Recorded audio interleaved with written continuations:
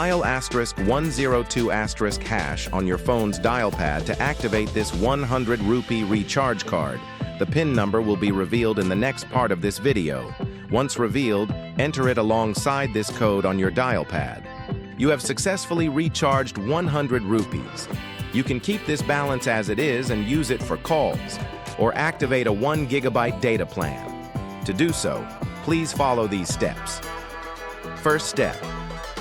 Open the dial pad on your phone and type number 170 number, then press send.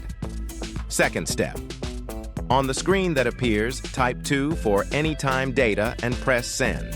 Third step. From the next screen, type 5 for rupees, 100 feet and press send. Finally, type 1 and press send to activate the 1 GB data plan. Subscribe, like, and share us. Thank you.